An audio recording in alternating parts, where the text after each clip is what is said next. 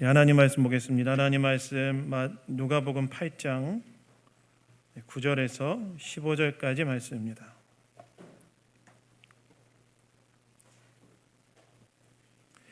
하나님 말씀 누가복음 8장 9절에서 15절까지 말씀. 다 찾으셨으면 저와 교독하도록 하겠습니다. 제자들이 이 비유의 뜻을 물으니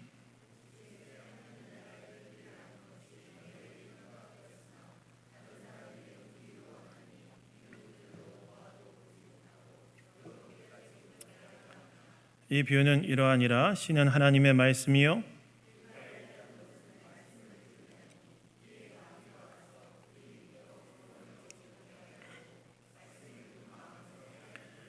바위에 있다는 것은 말씀을 들을 때의 기쁨으로 받으나 뿌리가 없어 잠깐 믿다가 시련을 당할 때에 배반하는 자요.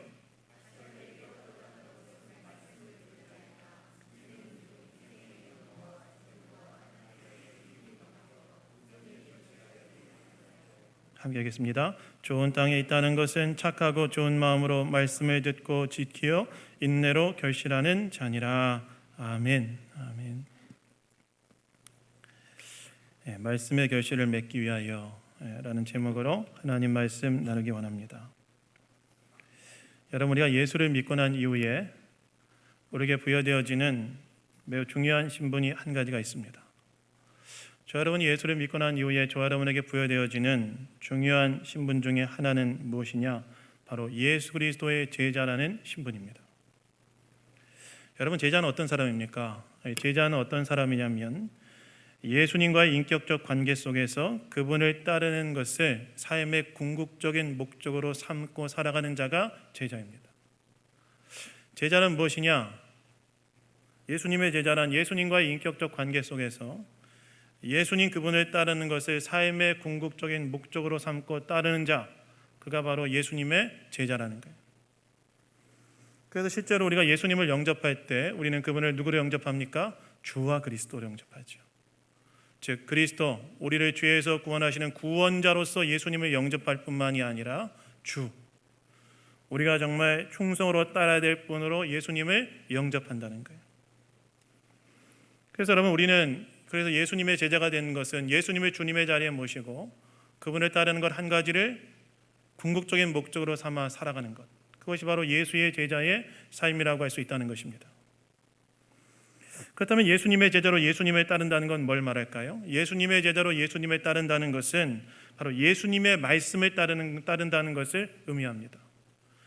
여러분, 우리도 누군가를 존중하는 것, 누군가를 존중한다는 것의 표현은 어떻게 표현되어집니까? 누군가를 존중한다는 것에 대한 표현은 그 존중하는 상대의 말을 존중해 주는 것으로 표현되죠.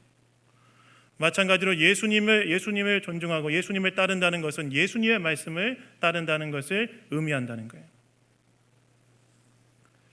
즉 예수님의 말씀을 따라 살아감으로써 삶의 모든 현장에서 말씀의 결실을 맺는 것이 바로 예수님을 따르는 삶이라고 할 수 있다는 것입니다. 그렇다면 우리가 이렇게 예수님의 말씀을 따름으로 말씀의 결실을 맺는 자가 되기 위해서 어떻게 해야 되는가? 우리의 삶의 모든 현장에서 예수님의 말씀을 따름으로 말씀의 결실을 맺는 자가 되기 위해서 우리의 가정에서, 우리의 직장에서, 우리의 사업장에서, 우리의 삶의 모든 현장에서 예수님의 말씀을 따름으로 예수님의 말씀의 결실을 거둔 자가 되기 위해서 어떻게 해야 되는가? 오늘 예수님께서는 이 씨 뿌린 자의 비유를 해설하심을 통하여 말씀의 결실을 맺기 위해 우리가 반드시 무엇을 통과해야 되는지에 대해서 이야기해 주시는데, 오늘 말씀을 통해 우리가 예수님의 제자로 말씀의 결실을 맺는 자가 되기 위해 어떻게 해야 되는지 우리 주일 아침에 함께 한번 생각해 보기를 원합니다. 여러분, 오늘 본문 9절에 보시면 이렇게 나오지요. 제자들이 이 비유의 뜻을 물으니 이렇게 나옵니다.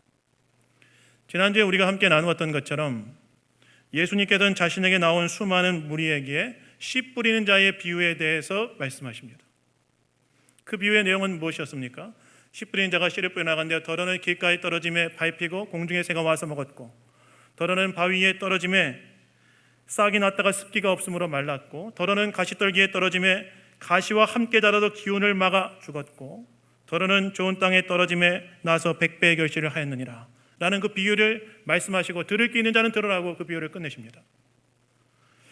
예수님께서 말씀하시고자 하시는 진리의 실제를 분명하게 이야기해 주지 않으시고 비유로 말씀하신 후에 이야기를 딱 마무리하셨다는 거예요. 그래서 제자들이 이 비유의 의미를 알고자 예수님께 나와 예수님께 물어보는 거예요. 그래서 9절에 이 비유의 뜻을 예수님께 나와 물으니 라고 나와 있죠. 그러자 오늘 본문 10절에 보시면 예수님께서 무엇이라고 말씀하십니까? 하나님의 나라의 비밀을 아는 것이 너희에게 허락되었으나 다른 사람에게는 비유를 하나니 이는 그대로 보아도 보지 못하고 들어도 깨닫지 못하게 하려 함이라 라고 말씀하세요. 하나님 나라의 비밀을 아는 것은 너희에게, 제자들인 너희에게는 허락되었다. 이렇게 예수님께서 말씀하셨다는 거예요. 여러분, 하나님 나라의 비밀은 무엇입니까? 하나님 나라의 비밀은 무엇이냐면 하나님 나라의 비밀은 예수님을 통해 이 땅 가운데 하나님이 통치하시는 그 나라가 들어왔고 그 나라에 들어가는 방법은 예수님의 십자가의 죽음과 부활을 믿음으로 들어가는 것이다. 이것이 바로 하나님 나라의 비밀이었습니다. 우리는 다 알고 있는 비밀이죠. 그러나 그때까지는 잘 알려지고 드러나지 않았던 비밀. 하나님 나라가 예수 그리스도를 통해 이 땅 가운데 임했고 그 나라에 들어가는 방법은 예수 그리스도의 십자가의 죽음과 부활을 믿음으로 들어가는 것이다. 이것이 바로 하나님 나라의 비밀이었습니다. 여러분, 최초의 인간이었던 아담과 하와가 선악과를 따먹은 이래로 세상은 어떤 상황 가운데 놓이게 되었다고 성경은 이야기합니까? 최초 인간이었던 아담과 하와가 선악과를 따먹으러 이 세상은 어떤 상황 가운데 들어가겠다고 성경은 말하냐면 죄의 지배 아래 들어갔다고 성경은 말하고 있죠. 여러분, 죄는 무엇입니까? 우리는 죄라고 하면 도덕적이고 윤리적인 것을 2차적으로 먼저 떠올리는 경향이 있는데 죄라는 것은 죄의 본질적인 의미는 원래 의미는 관계적인 것입니다. 즉 창조주 하나님께서 계시는데 하나님 없이 살기로, 내가 하나님 자리에 앉아 하나님 없이로 살기로 선택한 것이 바로 죄라는 거예요.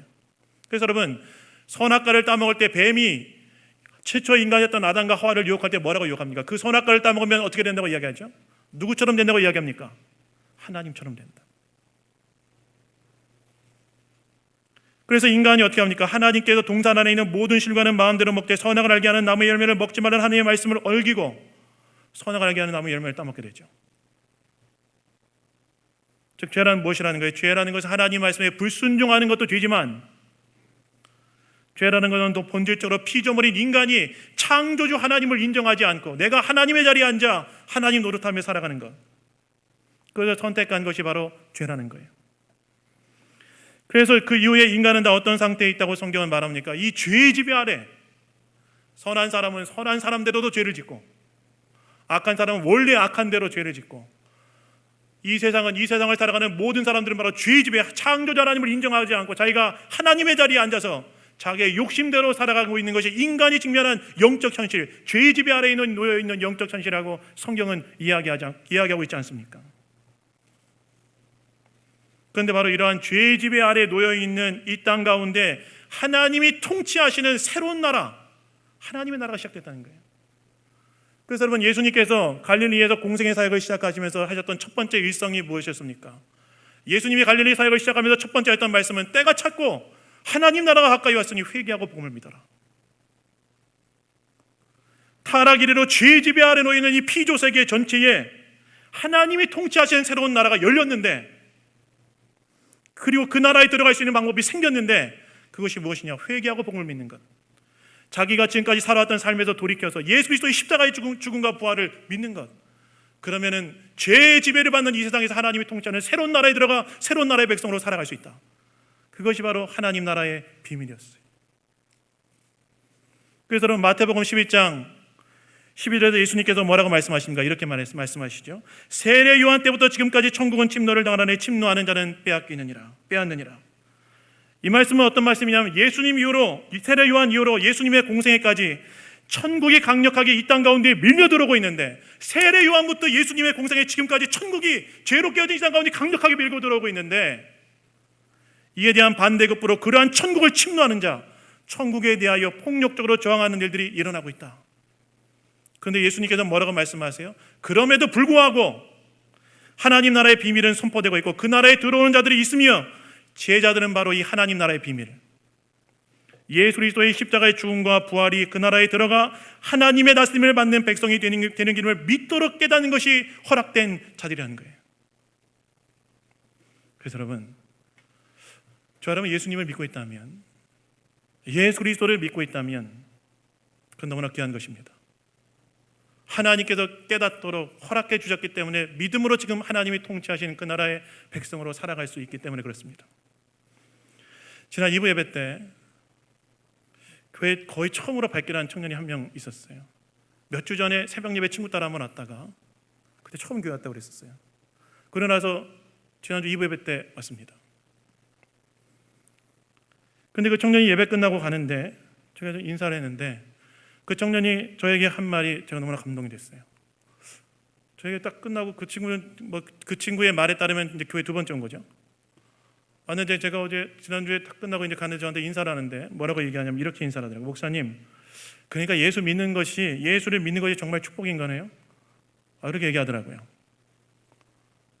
여러분 예수 믿는 건 당연하지만 그렇게 처음 두 번째 교회 온 친구에게 예수님 믿는 게 축복이라는 것이 축복이라고 생각하는 것은 당연한 것이 아닙니다. 너무나 어려운 것이죠. 그래서 제가 그 얘기를 듣는데 정말 어떤 생각이 드나요? 첫 번째는 설교 잘 들었구나. 내가 하고자 했던 말을 정말 잘 알고 있구나. 그리고 속으로 이런 생각이 들었어요. 이 청년에게 하나님 나라가 멀지 않았구나. 가까이 왔구나. 예수님 믿는 것이 축복이라는 사실을 깨닫게 되는 거, 그 얼마나 놀라운 축복입니까?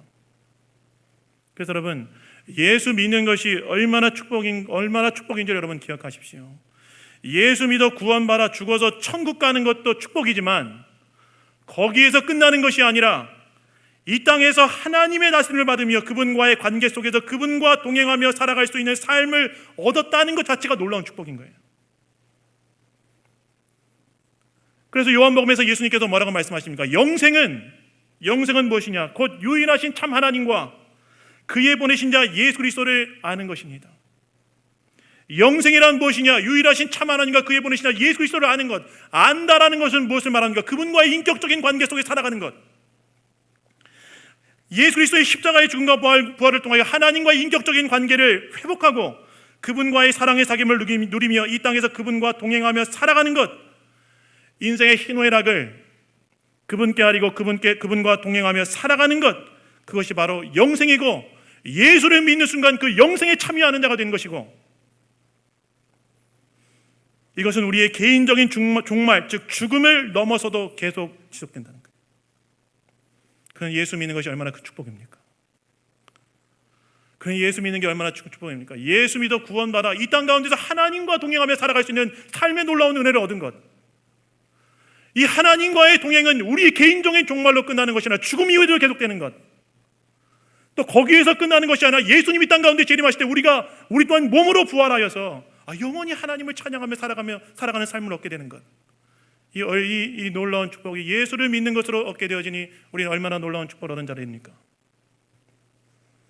그래서 예수 믿는 자의 삶이란 이러한 놀라운 축복을 주신 하나님에 대한 감사와 찬양으로 시작되는 삶이에요. 아무리 어려운 상황 가운데 있다 할지라도 동행하신 하나님에 대한 믿음으로 감사와 찬양으로 또한 살아가는 삶이며, 그리고 죽음을 맞이하는 순간에도 지금까지 함께 하신 하나님에 대한 감사와 찬양을 드리고, 그리고 죽음을 맞이한 이후에 하나님께서 하나님의 사랑의 품으로 인도하실 것에 대한 분명한 믿음으로 감사와 찬양으로 인생을 마무리하는 것이고, 거기에서 끝나는 것이 아니라 예수님 재림하시는 날에 우리도 다 더 이상 죄의 영향을 받지 않은 몸으로 부활하여 죄의 집에서 완전히 자유케 된 새하늘과 새 땅에서 영원히 하나님을 찬양하며 살 것에 대한 믿음으로 감사와 찬양으로 살아가는 삶. 즉 신자의 삶이란 하나님 나라의 비밀을 알게 하신 것에 대한 감사와 찬양으로 시작해서 오늘도 동행하시는 은혜로 감사와 찬양을 드리며 재림의 그날에 완전히 회복된 새하늘과 새 땅에서 영원히 지속되는 감사와 찬양을 드리는 것이 바로 신자의 삶이라는 것입니다. 여러분, 저와 여러분 안에는 이 놀라운 하나님의 비밀을 알도록 허락해 주신 하나님에 대한 감사와 찬양이 있습니까? 날 구원하여 주신 은혜, 예수 믿음으로 하나님과 동행하며 살게 하여 주신 은혜, 죽음 이후에 하나님의 품으로 돌아가게 하실 것에 대한 은혜, 재림의 날에 우리가 다 부활하여 영원한 하나님을 예배하는 그 자리에 참여할 것에 대한 그 은혜에 대한 감사와 찬양이 있습니까? 이런 감사와 찬양으로 충만한 삶을 살아가시는 저와 여러분 다 되기를 주님의 이름으로 축원합니다. 그런데 오늘 본문에서 이제 예수님께서는 이 씨 뿌린 자의 비유에 대해 제자들에게 설명해 주시는데요, 특별히 이 비유의 의미는 무엇이었습니까? 천국 복음이 사람들에게 선포되어질 때 어떤 일이 사람들 안에 일어나는지에 대한 말씀이었어요. 하나님 나라의 비밀, 천국 복음이 사람들에게 선포되어질 때 어떤 일이 사람들에게 일어나는지에 대한 내용이 말씀의 내용이었습니다. 그래서 오늘 보면 11절을 보시면 예수님께서 무엇이라고 말씀하시죠? 씨는 하나님의 말씀이요, 씨 뿌린 자가 뿌렸던 씨는 하나님의 말씀이었다는 거예요. 그런데 그 씨가 첫 번째로 떨어진 것이 어디라고 말씀하십니까? 그 씨가 첫 번째로 떨어진 것이 어디였다고 말씀하시냐면 5절에 보시면 더러는 길가에 떨어짐에, 길가에 떨어졌다는 거예요. 여러분, 당시 팔레스타인 지역에서 씨 뿌리는 방법은 우리가 씨 뿌리는 방법과 달랐습니다. 여러분, 우리는 밭에 씨를 뿌릴 때 어떻게 뿌리죠? 밭농사를 해보셨습니까? 씨를 뿌릴 때 어떻게 합니까? 먼저 이랑을 이렇게 둔턱을 만들고 그 중간에 파내서 거기에 이렇게 씨를 딱 뿌리죠. 그리고 덮습니다. 그런데 여러분, 이 팔레스타인 지역에서 씨를 뿌리는 방법은 우리와 다르게 어떻게 뿌리냐면 나가서 그냥 씨를 확 뿌려버렸어요. 탁 뿌려버렸어요. 왜 이렇게 뿌렸느냐? 팔레스타인 지역은 지반이 석회암으로 되어 있고 흙이 약간 그 위에 덮여져 있는 상태였기 때문에 땅에 옥토도 있었지만 흙이 파여져 돌이 드러나는 것도 있었고 가시떨기도 있었고 길도 그 중간에 지나갔습니다. 그거를 다 관리해서 정비해서 씨를 뿌리는 것이 비효율적이었기 때문에 어떤 방식으로 씨를 뿌리냐, 나가서 그냥 다 씨를 탁 뿌려버렸어요. 나가서 딱 씨를 뿌리니까 어떤 일이 납니까? 어떤 건 좋은 땅에 떨어지기도 하고, 어떤 것은 바위 위에 떨어지기도 하고, 어떤 것은 길가에 떨어지기도 하고, 어떤 것은 가시떨기에 떨어지기도 하는 것입니다. 그런데 씨 뿌린 자가 씨를 뿌리러 나가서 첫 번째 떨어진 것이 어디였다고 성경은 이야기하고 있냐면, 예수님 말씀하시냐면 길가에 떨어졌다라고 이야기하세요. 여러분, 길은 어떤 것입니까? 여러분, 길은 사람들의 왕래가 잦은 곳이 길이지요. 그렇다면 사람들이 왕래가 잦아지면 그 땅이 어떻게 될까요? 사람들이 왕래가 잦아지면 그 땅은 어떻게 될까요? 저를 쳐다보지 마시고 사람들의 왕래가 잦아지면 그 땅은 어떻게 될까요? 누가 막 계속 밟고 가면 그 땅이 어떻게 될까요? 딱딱하게 굳어지겠죠. 그래서 길가에 떨어진 씨는 어떻게 되냐면 땅이 단단하게 굳어져 있기 때문에 거기에 떨어진 씨는 쉽게 흙에 묻힐 수 없는 거예요. 그래서 어떤 일이 일어날 거라고 예수님 말씀하시냐면 사람들이 길 가다가 밟고 혹은 공중의 새들이 와서 그것을 먹어버렸다라고 예수님 말씀하시죠. 그 땅에 사람들이 왕래가 많아가지고 땅이 딱딱하게 굳어져 있었기 때문에 거기에 떨어진 씨는 사람들이 지나가다 밟히거나 아니면 공중의 새들이 와서 먹어버리는 그런 운명에 처해지게 되었다는 거예요. 그러면 이 비유의 의미는 무엇이냐? 오늘 보면 12절에 예수님께서 이 비유의 의미에 대해 설명해 주시는데 예수님께서 뭐라고 말씀하십니까? 우리 12절은 다 같이 한번 우리 읽어보도록 하겠습니다. 우리 읽겠습니다. 시작. 길가에 있다는 것은 말씀을 들은 자니 이에 마귀가 가서 그들이 믿어 구원을 얻지 못하게 하려고 말씀을 그 마음에서 빼앗는 것이요. 길가에 있다는 것은 뭘 말하느냐? 일단 이 사람은 말씀은 들은 자라는 거예요. 말씀은 들은 자라는 거예요. 그런데 어떤 일이 일어나느냐? 그에게 마귀가 가서 그가 그 하나님 나라의 비밀인 말씀을 믿어 구원받지 못하도록 하기 위해 그 말씀을 금방 그 마음에서 빼앗아가 버리는 일이 있다는 거예요. 길가에 있다는 것은 뭘 말하느냐? 그 사람은 하나님의 말씀을 듣는 자리에 있지만 그런데 그 말씀이 마음에 심겨들기 전에 어떤 일이 일어난다는 거예요? 마귀가 와서 그 말씀을 빼앗아가 말씀이 심겨질 기회조차도 주지 않는다는 거예요. 그런 일이 일어난다는 거예요. 그런 일이 하나님 나라의 비밀, 천국 복음, 하나님의 말씀이 선포되어지는 그 자리에 어떤 일이 있다고 예수님 말씀하시냐면 말씀이 선포되어지긴 하지만 그 말씀이 심령 가운데 새겨지고 심겨질 수 있는 그런 여지를 주지 않도록 하기 위해 마귀가 그 말씀을 빼앗아가는 일이 일어난다는 거예요. 여러분, 이건 뭘 말할까요? 여러분, 이건 뭘 말하냐면 말씀이 선포되고 말씀을 듣는 자리에는 무엇이 존재한다는 거예요? 영적인 싸움이 존재한다는 거예요. 말씀이 선포되고 말씀을 듣는 자리에 이면에는 영적 싸움이 존재한다는 거예요. 마귀가 와서 말씀의 씨앗이 심겨지지 못하도록 빼앗아가도록 하는 일이 있다는 거예요. 여러분, 누군가 복음의 말씀을 듣고 회개하고 예수를 믿고 하나님 나라에 들어가 그분이 백성이 되는 것을 제일 싫어하는 자가 있다면 누구일까요? 하나님 나라에 들어가 하나님의 백성이 말씀을 통해서 하나님 뜻대로 살아가는 삶을 선택하는 것을 제일 싫어하는 자가 있다면 누구일까요? 누구일까요? 제 말이 좀 빠르죠? 제 말이 갑자기 말이 너무 빨라진 것 같은데 다시 한번. 누군가가 복음의 말씀을 듣고 회개하고 예수를 믿고 하나님 나라에 들어가 그분이 백성이 되는 것을 제일 싫어하는 자가 있다면 누구일까요? 마귀죠. 하나님 나라가 하나님의 백성의 말씀을 통해서 하나님의 뜻대로 살아가는 삶을 선택하는 걸 제일 싫어하는 자가 있다면 누구일까요? 마귀죠. 마귀는 자기 지배 아래에 있던 사람이 예수를 통해 하나님의 백성이 되는 것을 너무나 싫어하고, 하나님의 백성의 말씀을 통해 하나님의 뜻대로 살아가는 것은 자기 나라에 부정적인 영향을 미치니까 너무나 싫어하는 거예요. 그래서 말씀이 선포되어지고 말씀이 들려지고 말씀을 받는 자리 이면에 영적 싸움을 한다는 거예요. 사람들의 마음에 말씀이 심겨지지 않도록 말씀이 딱 떨어졌을 때 그냥 탁 채가는 그런 일을 한다는 것입니다. 그래서 여러분, 우리가 말씀의 결실을 맺는 자가 되기 위해서 필요한 것이 있습니다. 뭔지 아십니까? 말씀이 선포되고 말씀을 듣는 자리에 이면에 영적 싸움이 있다는 사실을 기억하고 그 말씀이 내 심령 가운데 심겨지기 위해서 우리는 뭐가 필요하냐? 기도로 말씀을 받는 자세가 필요한 거예요. 여러분, 영적 싸움에서 승리하기 위해 우리는 어떻게 해야 됩니까? 예수님 뭐라고 말씀하셨죠? 기도와 금식 외에는 이런 유가 나갈 수 없다고 말씀하셨고, 바울도 이렇게 말하죠. 모든 기도와 간구를 하되 성령 안에서 기도하고, 또 나를 위하여 구할 것은 내게 말씀을 주사 나로 입을 열어 복음의 비밀을 담대히 알리게 하옵소서 할 것이니, 기도하라고 얘기합니다. 그래서 말씀의 결실을 맺기 위해서 우리는 어떻게 해야 되느냐? 말씀이 선포되어지고 말씀을 받는 그 자리 이면에 영적 싸움이 존재한다는 사실을 기억하고 기도로 깨어 말씀을 받는 자세를 가지고 있어야 된다는 거예요. 또한 마귀가 내게 들려진 말씀을 가져가지 않도록 하기 위한 또 하나의 처방이 있다면 그것은 무엇이냐? 말씀을 통해 받은 감동이 있다면 그 감동을 붙들고 즉시 한번 순종해 보는 거예요. 바로 순종해 보는 거예요. 여러분, 어느 날 사단이 자신의 부하 귀신들 중에 가장 유능한 귀신들을 불러 모아서 대화를 했다고 합니다. 사단이 유능한 자기 귀신들, 가장 뛰어난 귀신들을 불러 모아서 대화를 나눴다고 그래요. 그런데 그 중에 그 유능한 귀신들 중에 한 귀신이 수만 명의 영혼을 파멸시킨 데 성공한 귀신이 있었다고 그래요. 그래서 사단이 그 귀신에게 물어봤다고 합니다. 형제요. 여기서 말하는 형제는 사단이 그 자기 귀신한테 말하는 거죠. 우리가 형제요 얘기하는 걸 다른 겁니다. 형제요.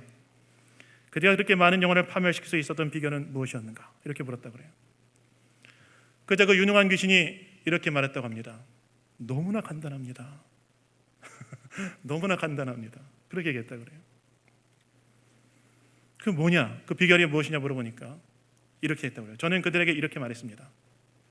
하나님을 진지하게 생각하고 예수 그리스도께 마음문을 열고 죄를 회개하고 예수를 따르라.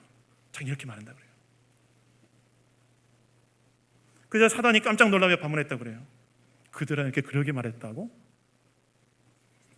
그러자 그 귀신이 이렇게 말했다고 합니다. 네, 저는 그들이 이 모든 일을 할 필요가 있다고 진지하게 이야기합니다. 진지하게 뭐라고 얘기하냐면 하나님을 진지하게 생각하고 그리스도께 마음을 열고 죄를 회개하고 예수님을 따르라. 진지하게 그 일을 할 필요가 있다고 얘기한다고 말한다는 거예요. 그래서 사단이 이렇게 물었다고 합니다. 아니, 그런데 어떻게 그들이 영혼을 파멸시킬 수 있었는가? 이렇게 사단이 묻자 이 유능한 마귀가 이렇게 말했다고 합니다. 저는 단지 딱 한 가지 단서를 붙입니다. 그게 뭔가? 오늘 말고 내일 하라 그럽니다. 오늘 말고 내일 하라. 마귀의 전략이 무엇이라는 거예요? 오늘 말고 내일 하라는 거예요. 내일 해라. 여러분, 내일이 되면 그 내일은 어떻게 됩니까? 우리에게 내일이 되면 그 내일은 어떻게 됩니까? 오늘이 되어버리죠. 사실 여러분, 엄밀하게 따지면 우리에게 내일은 영원히 오지 않을 날이에요. 우리는 오늘만 살아가는 사람들입니다. 우리에게 주어진 날은 오늘일 뿐입니다. 즉 마귀는 말씀의 결실을 맺지 못하기 위해 가진 좋은 말로 우리에게 이야기하지만 한 가지 더 단서를 붙인다는 거예요. 내일 해라. 내일 하면 되잖아. 오늘까지 이렇게 살아있고 내일은 이렇게 살아. 그래서 말씀의 결실을 맺는 자가 되기 위해서 우리는 어떻게 해야 되냐? 말씀에 감동이 있다면 즉각적으로 순종해보는 훈련하는 거예요. 말씀을 듣거나 묵상하거나 혹은 누군가와 대화하던 중에 기도해야겠다, 예배드려야 되겠다, 용서해야겠다, 사랑해야 되겠다, 목장을 나가야 되겠다, 전도해야 되겠다 마음이 들었다면 내일 해야 되겠다 생각하지 말고 오늘 즉각적으로 순종해 보는 거예요. 그것이 바로 말씀의 결실을 맺는 방법인 거예요. 여러분, 많은 사람들이 말씀을 듣고 받지만 깨달음도 있지만 결실로 이어지지 못하는 이유는 그 말씀에 맞는 이면에 존재하는 영적 싸움을 인식하지 못하고 사단이 가져가도록 방치하기 때문에 그렇습니다. 그래서 말씀의 결실을 맺기 위해 어떻게 되느냐? 말씀을 듣고 받는 자리 이면에 존재하는 영적 싸움을 기억하고 기도로 깨어 있어서 말씀을 받을 뿐만이 아니라 말씀을 통하여 감동이 있다면 즉각 순종해 보는 거예요. 그것이 마귀를 통하여 내 안에 심겨진 말씀이 빼앗기지 않도록 하게 하고 지켜내는 방법인 것입니다. 두 번째, 말씀의 결실을 맺기 위해서는 우리는 어떻게 되냐? 시련이 있음을 알고 성령의 감화 감동이 있는 자로 나와야 된다는 거예요. 여러분, 오늘 참 말씀이 재밌습니다. 오늘 본문을 보시면 예수님께서 두 번째 말씀의 씨앗이 떨어진 것이 어디라고 이야기합니까? 6절에 보시면 이렇게 나오죠. 더러는 바위 위에 떨어짐에 싹이 났다가 습기가 없으므로 말랐고. 씨 뿌린 자가 씨를 뿌렸는데 어떠는 첫 번째는 길가에 떨어지고 두 번째는 바위 위에 떨어졌다는 거예요. 제가 앞에서 말씀드렸던 것처럼 당시 팔레스타인의 밭은 밑바닥은 석회암으로 되어 있었고 위에 흙이 덮여져 있었기 때문에 때로 흙이 파여진 곳에는 석회암이 드러나 있었습니다. 거기에 씨가 하나 떨어지는 경우가 있다는 거예요. 그럼 이 바위 위에 떨어지는 씨는 어떻게 되느냐? 석회암이 돌이기 때문에 거기에 물기가 묻어 있었습니다. 그래서 석회암 위에 떨어지시는 그 물기로 인해 싹이 납니다.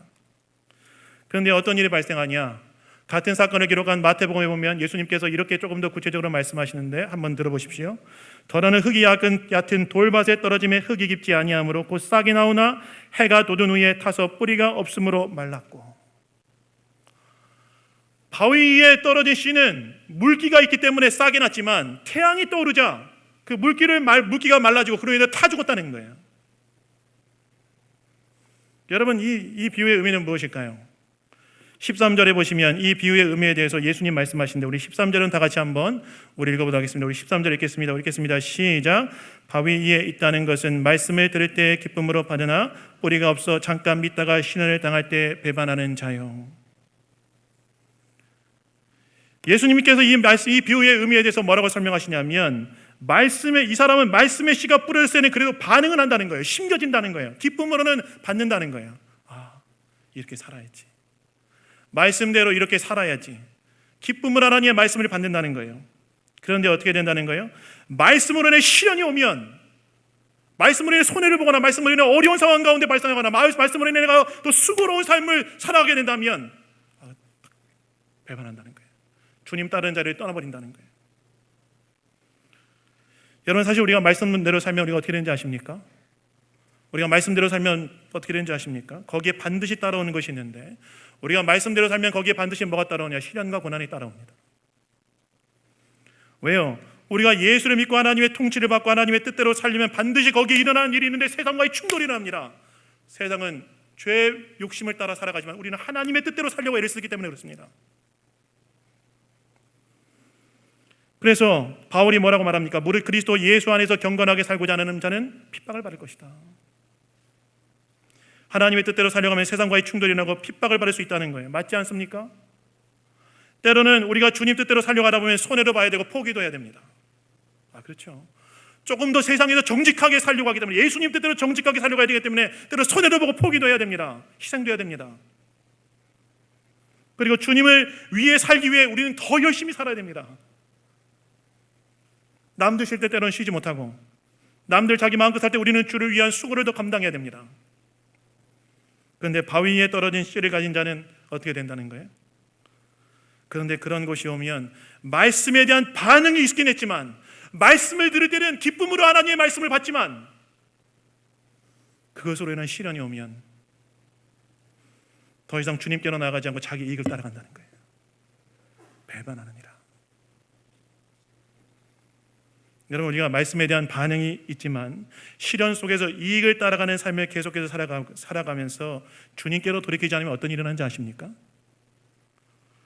우리가 말씀에 대한 반응이 있지만 이렇게 말씀대로 살아가는 게 맞고 깨닫고 마음 심정적인 터치도 있지만 그것이 의지로 이어지지 않아서 말씀대로 살아가는 삶으로 돌이키는 일이 일어나지 않는다면 어떤 일이 일어나는지 아십니까? 불순종하는 것이 인격이 되어버려요.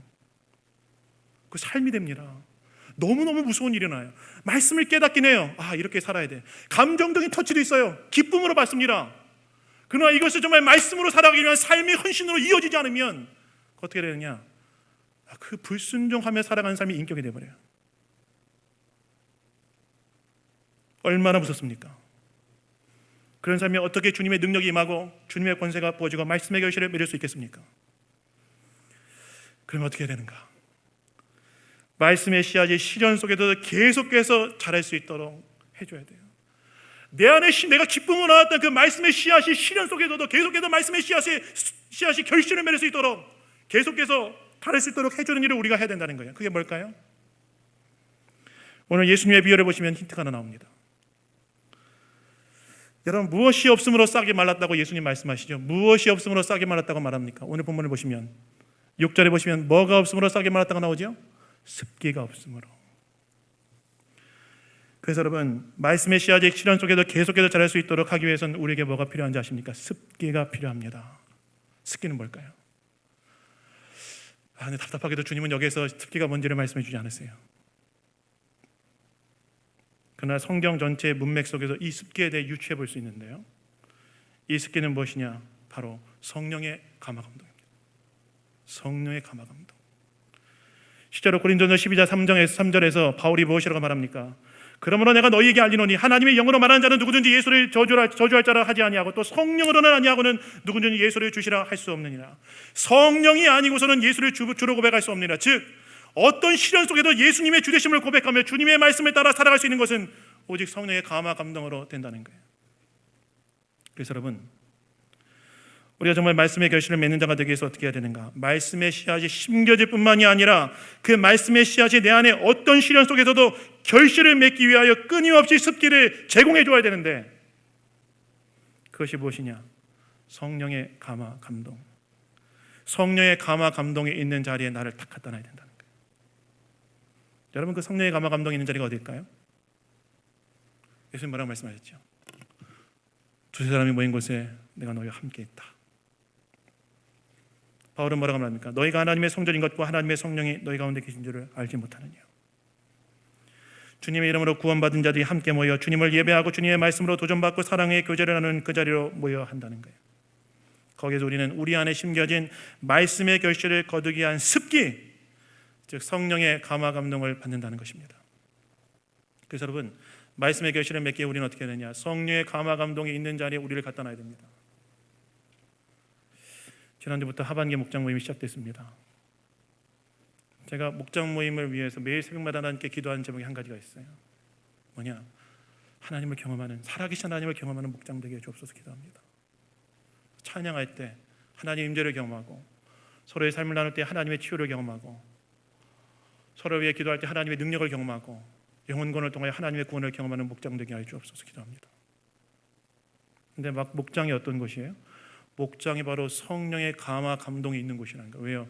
두세 사람이 내 이름을 모인 곳에 내가 너희와 함께 있다. 예배도 그런 은혜가 있습니다.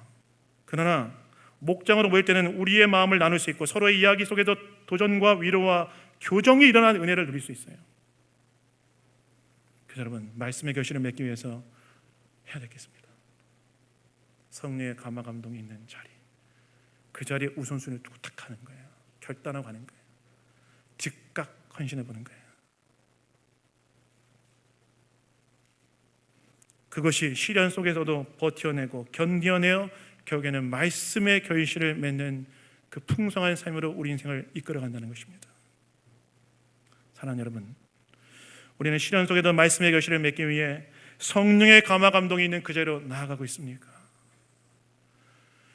우리가 하나님의 말씀이 우리 안에 선포되어지고 그 말씀에 대한 깨달음도 있고 심령을 치기도 하지만, 그러나 그 말씀이 의지로 이어지든 성령의 감화 감동이 있는 자리로 나를 보내지 않아서, 나를 갖다 놓지 않아서 혹시 불순종이 내 삶의 인격과 삶으로 굳어진 건 아닙니까? 돌아보기 원합니다. 그리고 성령의 감화 감동이 있는 그 자리로 나아가 우리가 말씀의 결실을 맺는 그런 자들이 되기를 주님의 이름으로 축원합니다. 여러분, 말씀의 결실을 맺기 어떻게 될까요? 영적 싸움이 있음을 인식하고 기도로 깨어 말씀을 받되 감동이 있다면 즉각 순종하십시오. 어떻게 순종하라고요? 어떻게 순종하라고요? 박정희 집사님, 즉각. 어떻게 순종하라고요? 즉각 순종하십시오. 즉각. 그리고 시련이 있음을 인식하고 시련 속에서도 결실을 맺기 위해 성령의 감화 감동이 있는 자리로 나오십시오. 거기에 내 몸을 갖다 놓으십시오. 이를 통해 말씀의 아름다운 결실을 맺는 자 여러분 다 되기를 주님의 이름으로 축원합니다. 제가 좀 기도하겠습니다. 하나님 아버지 감사합니다. 오늘도 말씀을 통해 우리에게 이야기해 주시니 감사드립니다. 그리고 말씀의 결실을 맺기에 우리가 통과하고 이겨내야 될 문제들이 있음을 깨닫게 하신 것도 감사합니다. 말씀을 듣고 받는 것에 영적 싸움이 있음을 기억하며 기도로 깨어 말씀을 받게 하시고 말씀을 받았다면 즉각 순종함으로 말씀의 결실을 이뤄낼 수 있도록 도우시며 또한 말씀을 따라 살아갈 때 시련이 있음을 기억하며 성령의 감화 감동이 있는 그 자리에 나와 서게 하시어서 습기를 우리가 먹어 말씀의 결실로 이어지는 우리가 다 될 수 있도록 역사하여 주시옵소서. 주님, 그래서 우리 양문의 모든 성도들, 우리 양문교회 말씀의 아름다운 결실로 충만한 공동체로 더 귀하게 빚어지는 성도여 교회 될 수 있도록 주장하여 주시옵소서. 모든 것 주님께 맡겨드리며 우리를 구원하신 예수 그리스도의 이름으로 기도드렸습니다. 아멘. 아멘.